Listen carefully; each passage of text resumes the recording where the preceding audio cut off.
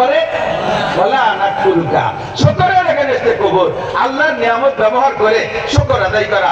ভালো ভাত দিয়েছে কে? ভালো ভাত খেয়ে বলবেন আলহামদুলিল্লাহ, ভালো তরকারি খেয়ে আলহামদুলিল্লাহ, ভালো মাছ খেয়ে আলহামদুলিল্লাহ, ভালো পোশাক পাইলে আলহামদুলিল্লাহ, ভালো গাড়ি কিনে আলহামদুলিল্লাহ, ভালো বাড়ি করে আলহামদুলিল্লাহ, জমিনে ফসল ভালো হইলে আলহামদুলিল্লাহ, ব্যবসা বাণিজ্য ভালো করে বলেন আলহামদুলিল্লাহ। এগুলো কার দান? ছেলে মেয়ে ভালো হইলে, ছেলে মেয়ে লেখাপড়া মেধা ভালো হয়েছে, এ জায়গাও কার দান? একজনের 4টে ছেলে, 4টে জুয়েল, একেবারে ক্লাস 5 থেকে স্কলারশিপ পাইতে পাইতে এমএতে ফার্স্ট ক্লাস পাস, এরপরে বিসিএস 1 নম্বরে পাস করে গেছে 4টা। আর প্রতিবেশী আরেকজনের 4 ছেলে একেবারে মূর্খ। তা বসে বসে মাঝে মাঝে গল্প হইলে তখন ওই 4 ছেলেটা ভালো হয়ে গেছে, উনি আরে মিয়া ছেলে বানাতে হয়, ওরা বানাতে পারে রে, উনি ছেলে বানায়, 4 বেটারা নাই তো কম্বল মুড়িতে ঘুমায়। এই তোমার সাথে ভালো হয়েছে, এই ভালো কি তুমি বানাইছে না আল্লাহ বানাইছে? মেধা কে দিয়েছে? লেখাপড়ার যোগ্যতা কে দিয়েছে?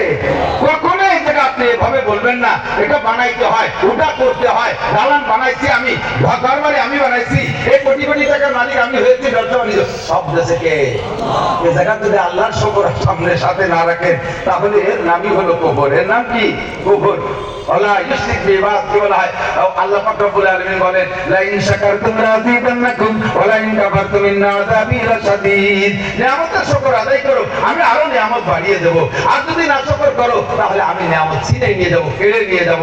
তুমি আমাদের দেশের রাজা বাচ্চারা সমকালীন ক্ষমতাসীন যারা হয় তারাই হয়, এটা খালি আমলিকে দোষ দিয়ে লাভ নাই। গুলোই গুলোই তো 3-4টা তত দেখছি কমপক্ষে, সবাই একই স্বভাব।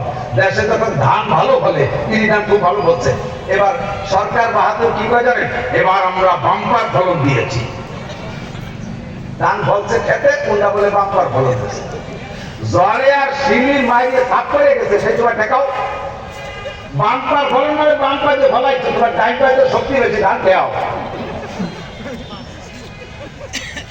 তুমি যখনই বলবা বাম্পার ফলন দিছে